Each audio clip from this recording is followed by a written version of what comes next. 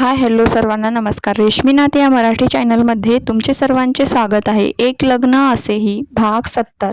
नवीन असल्यास आपल्या चॅनलला सबस्क्राईब करायला विसरू नका. चला आता पुन्हा एकदा सगळ्यांचा आशीर्वाद घ्या, माई म्हणाली. मग दोघांनी पुन्हा एकदा सगळ्यांना नमस्कार केला. थोड्या वेळाने जेवण करून शीतलचे आईबाबा निघून गेले. जाताना शीतलला खूप रडू येत होतं. श्यामने तिला सावरलं. चला आता गृहप्रवेश करून घ्या, माई शीतलच्या डोक्यावर हात फिरवून म्हणाली. ताई बाळा, छोट्या जाऊबाईचं स्वागत तू करायचं, माई म्हणाली. बरं. सई खुश झाली आणि पळत किचन मध्ये गेली. तिने औक्षण करण्यासाठी ताट करून आणलं. सोबत तांदळाचे माप भरून घेतलं. राम आणि शीतलमे दारात उभे राहिले. सईने त्यांना ओवाळ आणि माप खाली ठेवून ओलांडायला सांगितलं. 1 मिनिट, माही म्हणाली.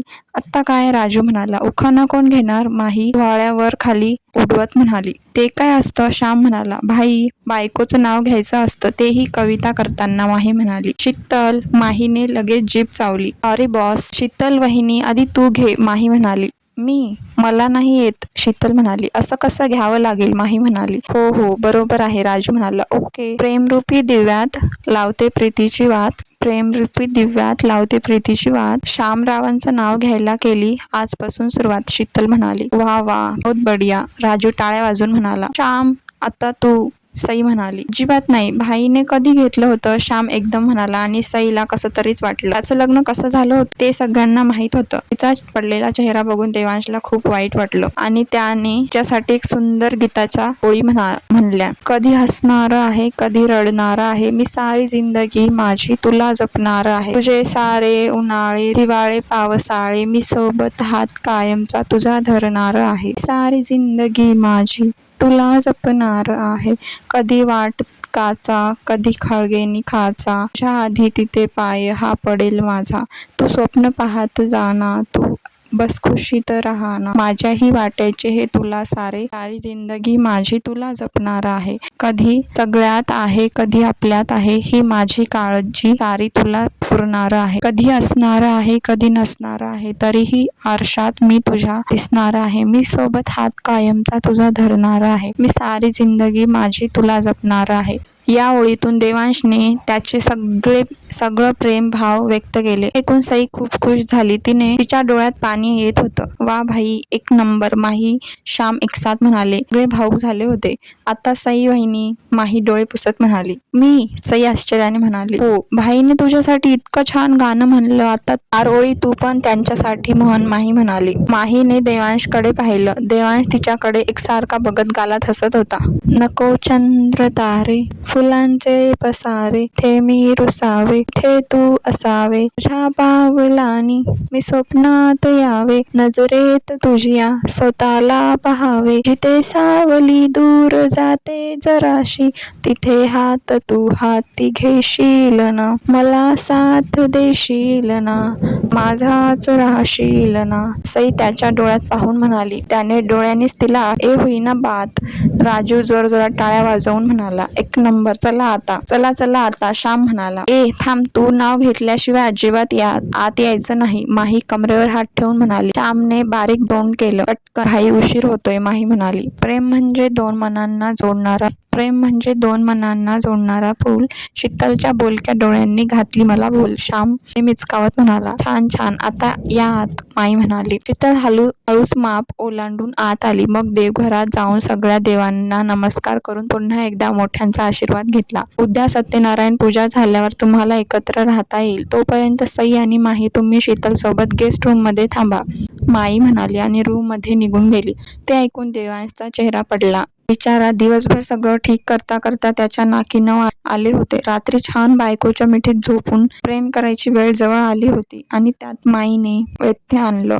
त्याने केविळवाण्या नजरेने तिच्याकडे बघितलं. ती गालात हसत त्याच्याकडेच बघत होती. सगळे आपापल्या रूम मध्ये निघून गेले. सईने तिचं काम आवरलं आणि रूम मध्ये आली. देवांश रूम मध्ये होता. तिने चेंज केलं आणि तिची एक उशी घेऊन शीतलकडे निघाली. देवांशने लगेच तिचा हात धरून तिला मागे खेचलं. सई घाबरून म्हणाली. त्याने तिला भिंतीला टेकवलं. देवांश, किती घाबरले मी, सई दीर्घ श्वास घेत म्हणाली. कुठे निघाली? देवांश तिच्या हातातील उशी बघून म्हणाला. Guest room. शीतल सोबत थांबायला सांगितलं ना माईने, सई म्हणाली. माही आहे तिच्या सोबत, तू जायची काही गरज नाही, आपण इथेच झोपू, देवांश तिच्या हातातील उशी बेडवर फेकत म्हणाला. देवांश, माईने सांगितलं तर जावं लागेल आणि शीतल एकटी आहे, तिला कसं वाटेल की मी तिला सोडून इथे झोपले, सई म्हणाली. आणि मला कसं वाटेल, देवांश म्हणाला. देवांश प्लीज, आजचा तर प्रश्न आहे, सई त्याच्या गालावर हात ठेवून म्हणाली. त्याने डोळे बंद करून पुन्हा उघडले आणि दीर्घ श्वास घेतला. गो, त्याने तिला पाठ फिरवली. नक्की ना, सई म्हणाली. हो, देवांश म्हणाला. खरंच जाऊ ना,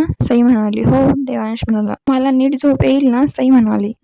देवांश म्हणाला. तुम्हाला कर, सई बोलत होती की त्याने झटकन तिला समोर ओढून घेतलं. ओठांवर ओठ टेकवले. तो तिला खूप रिलीफ किस करत होता. ती डोळ्यांनीच उघडझाप करत त्याच्या छातीवर दाब देऊन त्याला दूर करण्याचा प्रयत्न करत होती. पण त्याने तिला खूप घट्ट जखडलं होतं. एक दीर्घ चुंबनानंतर त्याने तिला स्वतःपासून दूर केला आणि गुड नाईट म्हणत बेडवर आडवा झाला. ती आश्चर्याने त्यांच्याकडे बघत होती. निर्दयी, निष्ठुर, तडू, डेव्हिल, सई त्याला ऐकू जाईल असं म्हणाली. बेबी गर्ल, देवांश लगेच म्हणाला आणि तिने रूम बाहेर धूम ठोकली. ती गेल्यावर देवांश खूप हसला. वेडी, किती क्यूट आहे, तिलाच माहित नाही आता मला तिच्याशिवाय एकट्याला कशी झोप येईल, देवांश तिची अतिशय कवटाळून म्हणाला. सई पळून गेस्ट रूम मध्ये आली. माही आणि शीतल गप्पा मारत होत्या. काय ग, किती उशीर केलास यायला, शीतल म्हणाली.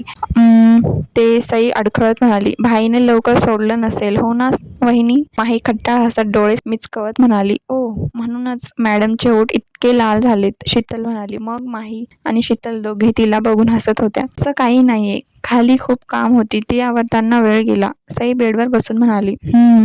शीतल आणि माही एकदाच तिला चिडवत म्हणाल्या आणि पुन्हा हसायला लागल्या.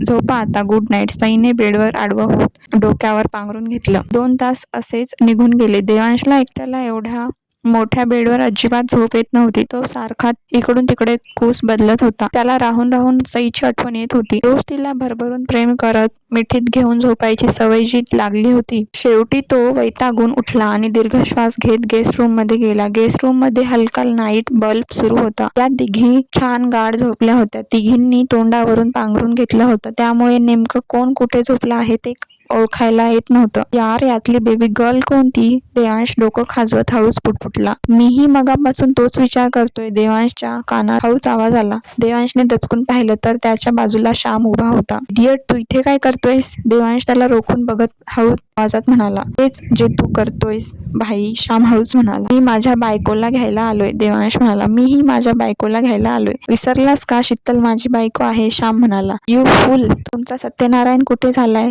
देवांश म्हणाला. आहे की, श्याम म्हणाला. मग उद्या ये, देवांश त्याला रूम बाहेर ढकलत म्हणाला. भाई एक ना, श्याम म्हणाला.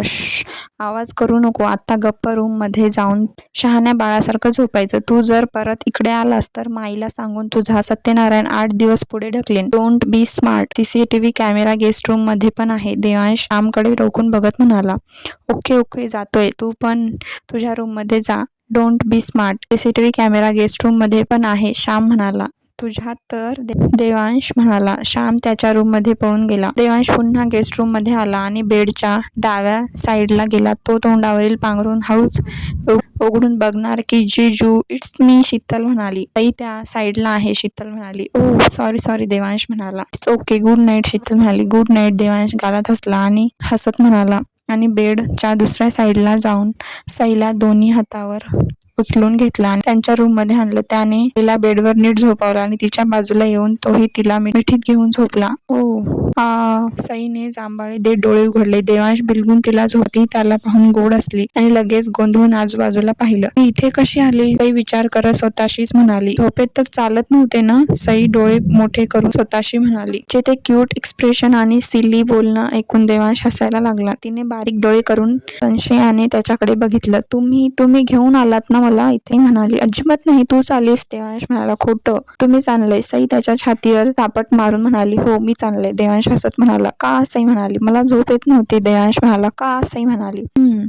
तुम्ही इतकी सवय जी लावली आहे की एक क्षण पण तुम्हाला सोडून राहत नाही, देवांश तिला मिठीत रखडत म्हणाला. आणि कधी मी माहेरी गेल्यावर, सई म्हणाली. मी तुझ्या मागे तिथे पण येईन, देवांश म्हणाला. आणि मी कायमची सोडून गेल्यावर, सई बोलता बोलता सहज बोलली. शट अप सई, देवांश चिडून म्हणाला. त्याच्या चढलेल्या आवाजाने ती दचकली. मला सोडून जायचं विचार स्वप्नातही करायचं नाही, तुला कधीच कुठेही जाऊ देणार नाही, देवांश तिच्या डोळ्यात बघून म्हणाला. त्याला तिच्या बोलण्याचा राग आला होता. सॉरी, सई छोटंसं तोंड करून म्हणाली. देवांश काही न बोलता तिच्यापासून उठून बाथरूम मध्ये गेला. तिला वाईट वाटलं. थोड्या वेळाने तो बाहेर येऊन सरळ जिम मध्ये निघून गेला. देवांश सई डोळ्यात पाणी आणून त्याच्याकडे बघत होती. मग तीही तयार होऊन जिम मध्ये गेली. त्याचं वर्कआउट करत होता. ती त्याच्या समोर येऊन उभी राहिली. देवांश, सई म्हणाली. तिच्याकडे अजिबात बघत नव्हता. देवांश, आय एम सॉरी, मला तसं नव्हतं म्हणायचं, ते चुकून. सई म्हणाली. काय म्हणायचं होतं तुला? तू लहान नाहीयेस आता, जरा विचार करून बोलत जा, देवांश रूढपणे म्हणाला आणि तिथून पुढे निघून गेला. देवांश, सॉरी ना, सई त्याचा हात पकडून म्हणाली. पण तो इतका दुखावला गेला होता की सध्या तो तिचं काहीच ऐकायच्या मनस्थितीत मध्ये नव्हता. देवांश, सईच्या डोळ्यात पाणी आलं. मग ती खाली निघून गेली आणि तयार होऊन तिच्या रोजच्या कामाला लागली. आज घरात शीतलचा पहिला दिवस होता. बाई, माई म्हणाली. आले माई. सई किचन मधून बाहेर येत म्हणाली. शीतलच्या हातून सादाचा शिरा करून घ्या, माई म्हणाली. बरं माई, सई म्हणाली. ती पडलेला चेहरा माईच्या डोळ्यातून लपला नाही. काय झालं बाळा? माई तिच्या डोक्यावरून हात फिरवत म्हणाली. काही नाही, सई म्हणाली. मग तुझा चेहरा का असाच पडला आहे? माई म्हणाली. ते रात्री नीट झोप झाली नाही ना म्हणून. सई म्हणाली. ठीक आहे, आवरा लवकर, गुरुजी येत असतील. माई तिच्याशी बोलून दुसरी तयारी पाहायला निघून गेली. सईने उसासा सोडला आणि हलके ओले झालेले डोळे लगेच पुसले आणि किचन मध्ये गेली. वरून खाली येणारा देवांशने हे सगळं पाहिलं होतं. तिचा पडलेला चेहरा बघून त्यालाही कसं तरीच वाटलं. सगळे तयार होऊन आले. सत्यनारायणाचा प्रसाद सईने शीतलकडून बनवून घेतला. गुरुजी वेळेवर आले होते. श्याम आणि शीतल छान तयार होऊन पूजेला बसले होते. पूजा छान पार पडली. गुरुजी सगळ्यांना शुभ आशीर्वाद देऊन निघून गेले. श्याम, तुला आणि शीतलला आपल्या कुलदेवताच्या दर्शनाला जायचं आहे, आवरून जाऊ या, माई म्हणाली. ठीक आहे माई, श्याम म्हणाला. तारा, तू यांच्यासोबत जा, माई म्हणाली.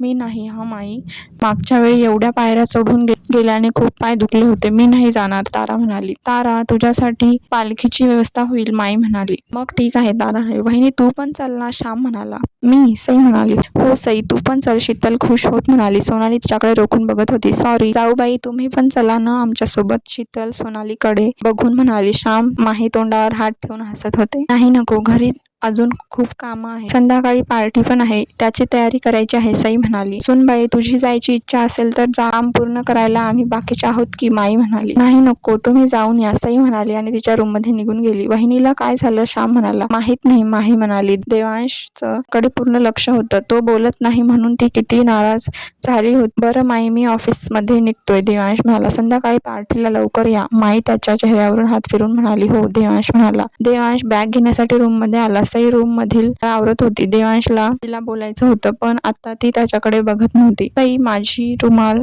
देवांश मुद्दाम तिचं लक्ष वेधण्यासाठी म्हणाला. तिने लगेच कपाटातून एक स्वच्छ रुमाल काढून त्याच्या समोर केला. तो तिच्याकडे पाहत होता पण ती अजिबात त्याच्याकडे बघत नव्हती. त्याने तिच्या हातून रुमाल घेतला. ती लगेच तिच्या कामाला लागली. माझी वॉच, देवांश तिच्याकडे बघून म्हणाला. तिने त्याच्या कलेक्शन मधून एक वॉच घेऊन पुन्हा त्याच्या समोर केली आणि वॉच हातात घातली. माझी टाय, देवांश म्हणाला. सईने त्याचा सूट होईल अशी टाय कपाटातून काढून त्याला दिली. बांधणार कोण? देवांश गोड आवाजात म्हणाला. मग तिने त्याला टाय बांधून द्यायला सुरुवात केली. या इतक्या वेळात तिने एकदाही त्याच्याकडे नजरेला नजर देऊन बघितलं नव्हतं. त्यालाही आता तिचं असं शांत राहणं अस्वस्थ करून जात होतं. त्याने तिच्या कमरेभोवती हाताचा विळखा घातला, तिला जवळ ओढलं. बेबी गर्ल, देवांश हळूच तिच्या कानाशी झुकत म्हणाला. तिचे डोळे लगेच भरून आले पण स्वतःला सावरत तिने त्याची टाय नीट बांधून दिली आणि त्याचे हात काढून बाजूला झाली. सई, देवांश तिला पाठीमागून मिठीत घेत म्हणाला. तुम्हाला उशीर होईल, सई म्हणाली आणि त्याच्यापासून दूर होत तिच्या कामाला लागली. बोलणार नाहीयेस का माझ्याशी? देवांश ओठ बाहेर काढून म्हणाला. सई शांत. सई, आय एम सॉरी, तू असं काही विचित्र बोलण्याने मला राग आला, देवांश पुन्हा तिला मिठीत घेत म्हणाला. ओके, मी आता नेहमी विचार करून बोलणार, सई म्हणाली. बोलताना तिचा आवाज ओला झाला होता आणि डोळे पुन्हा भरून आले होते. एकदा बघ तरी माझ्याकडे, तू असं इग्नोर करत आहेस तर मला करमत नाही, देवांश म्हणाला. आणि तुम्ही, देवांश, सकाळपासून मला इग्नोर करता येते, सई त्याला रोखून बघत म्हणाली. Okay okay, I am sorry, मी जरा ओव्हर रिॲक्ट झालो, देवांश त्याच्या कानाला हात लावून म्हणाला. समोर का झाले पाहूया पुढील भागात. हा भाग कसा वाटला कमेंट करून नक्की सांगा. भेटूया पुढील भागात.